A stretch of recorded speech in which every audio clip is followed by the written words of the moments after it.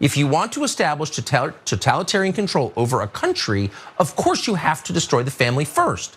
Because nobody with deep family loyalty, the one thing every person should have, no one who has that will ever pledge absolute obedience to a politician. Why would you? So if you want absolute obedience, you have to sever family ties. And that's why state schools brainwash your children with values that you despise and then instruct your children to turn you in as a thought criminal if you object. That's happening. It's not your imagination, and it's happening for a reason. Wokeness is not just a political ideology. It's not just something annoying that emerged on college campuses that we can ignore.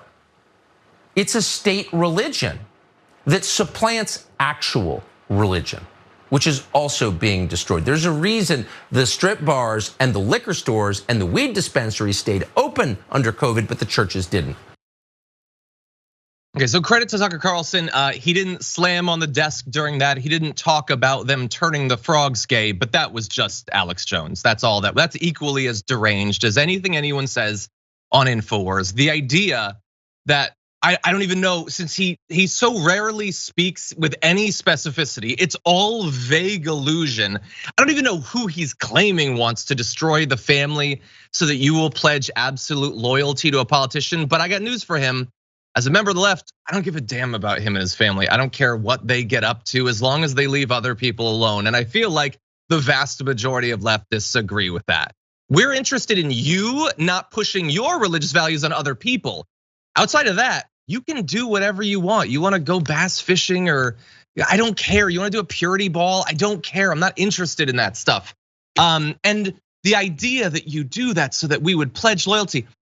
Tucker Carlson is an enthusiastic continuing supporter of a political movement, the MAGA movement, wherein anyone, even a multi-decade serving Republican politician who in any way questions even one of the conspiracy theories that Donald Trump baselessly throws out will be summarily thrown out of the party. If you don't have his, if he doesn't shine his orange light on you, you have no chance of winning a primary. How dare you criticize him? And you're talking about how we pledge absolute loyalty to politicians. I like Bernie. I think AOC is pretty cool. I'm not pledging absolute loyalty to them, but you take a look at these MAGA people and their relationship with Trump. He is describing that, and I think he knows it. There's other stuff in there that I definitely want to get to, but this is how excited they get when they have fascism apparently on the rise in another country, Rayyvana.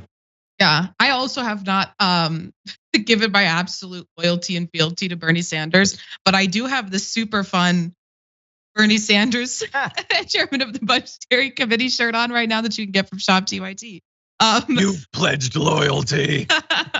But a couple things I wanted to point out. One, he says state schools in that a couple times. He's talking about public schools, and he calls them state schools because that sounds a lot scarier than public schools. But he's literally talking about the free education that the government is supposed to provide to your children so that we can have a well-educated population, but make it scary. State school. Another thing is the idea that totalitarian governments destroy the concept of the nuclear family so that the population will establish loyalty and fealty to them is one of the most ridiculous things that he could have said when he's talking about Italy, because Benito Mussolini kind of did the exact opposite of that. He literally encouraged families to have as many children as possible and still managed to establish a totalitarian regime in that country. So, I mean, he's preying upon the ignorance of his audience and just trying to create fear in them. And of course, they are ignorant and probably don't know the policies of Benito Mussolini or other totalitarian governments and why what he said is so absurd. And it's just so infuriating to watch. 100%. I mean, and look, I should have fleshed this out earlier when I was talking about the comparison to Alex Jones. The idea that they've turned kids into snitches on their parents if they're insufficiently woke. Come on. Seriously, does anyone watching this actually think that? He knows that you will immediately react on some deep base level with, really? Because then he says, you're not just imagining it, it's happening. You don't need to say that about something that's self-evident. One other thing too, I understand that this is one of the smallest points there, but I love the condescending rhetorical questions he throws at his audience. knowing that they're not gonna actually think about it. They'll just continue watching a show and be bombarded with more nonsense.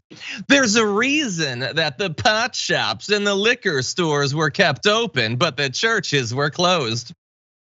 Yeah, there are a couple of good reasons why that might have happened. Let's see, the former are businesses, and we're worried about them all going out of business. Also, they don't require large congregations of people, quite literally. A couple people can go in and then leave, it's far safer. Also, you can get the services from a church remotely via a webcam. Hard to do that with liquor. I've tried and I've totally ruined that webcam.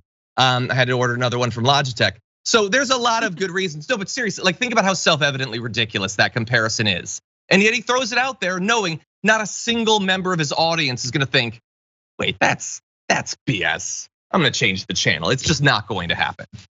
I like that he said weed bars. Also, I don't know. I don't know what a weed bar is. It sounds cool.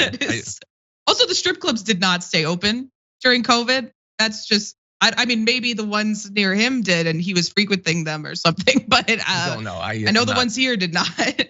I'm not familiar with it. Also, it's such a condescending approach to the news. Right before that clip, he said they've labeled her far right because she dares to say the family is under attack.